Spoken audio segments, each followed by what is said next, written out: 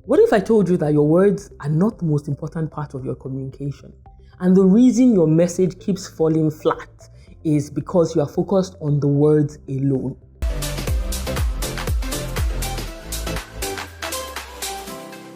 Hi, welcome back to my channel. My name is Kemi and I'm here to help you express yourself to get the best result possible. Now, verbal communication is typically made up of three parts according to research.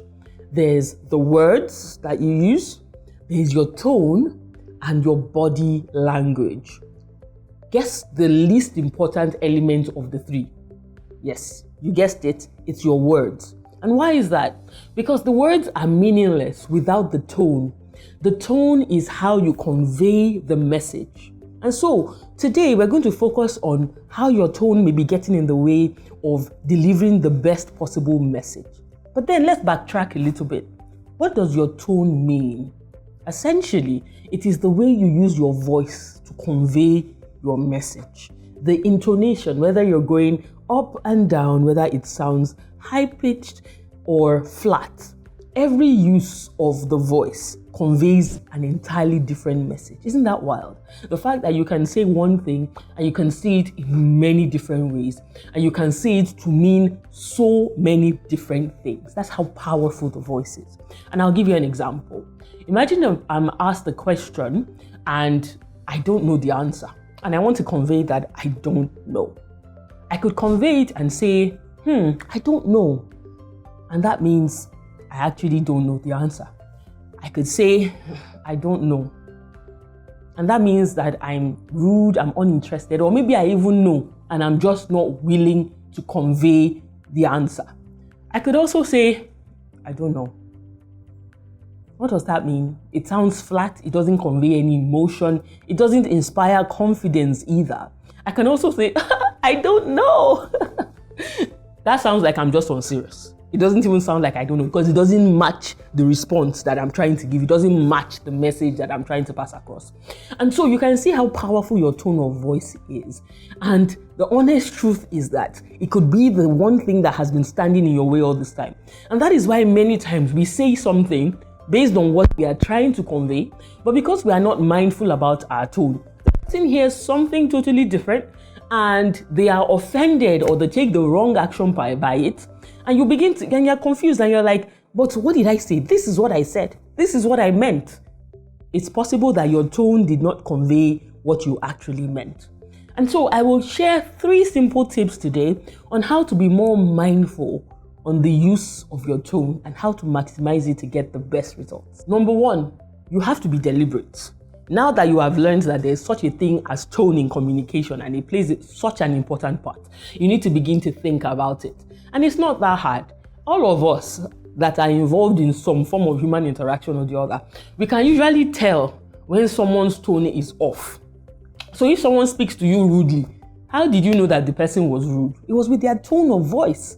So if you're interacting with people and you're an adult, then you can tell when a tone is off. And it means you can also tell when your own tone is off. So there are some times when we say something and we are just not thinking about it deeply. It's time for you to become deliberate and start thinking about the impact of your tone on the message that you're trying to deliver. You can't be trying to correct someone, for instance, and tell them, oh, you got that wrong, and say, you got that wrong. That sounds to them like they are an irritation to you and they become afraid to try or afraid to learn. But if you said, oh, that is wrong, they are more mindful of what they are doing, they pay more attention to the error, and they are more willing to fix it. And so it's a practice that we must imbibe. We must become deliberate about how we speak, the way we use our voice, and its impact on other people. You must begin to take note of the feedback. If you say something meaning nothing ill, and someone's reaction is to suddenly become defensive, to become agitated, or to become fearful, then you want to check your tone. Don't just say, what's wrong with this person? What did I say? Why are they acting this way? Check yourself. Is there a way that I have said this thing that has created this sort of reaction in this person? And you may also want to ask, is there a problem? Is there something that I said that has offended you? you may get some really useful feedback that the way you said it, I became afraid, or the way you said it, I felt like the punishment would be great. That is all how you master the use of your tone. Not only should you observe the feedback, you should also ask for it when it's possible. And then finally, consider your mood. The times when it is easiest to use the wrong tone of voice when communicating with people is when we are stressed, when we are angry, when we are frustrated. At those times, you don't really feel like being deliberate or being cautious. You just want to say and you want people to just leave you alone. Those are the times when you need to be the most careful, because you do not want to say something permanent based on a temporary emotion. You don't want to create a lasting negative impact based on how you feel in the moment that will change. And so in summary, to master the way you use your voice requires that you are deliberate, it requires that you pay attention to the feedback, and it requires that you pay attention to your mood so that you do not act based on a temporary negative emotion. I hope you've learned a thing or two, and I look forward to hearing from you, and I wish you every success as you learn to communicate carefully. Take care and see you soon.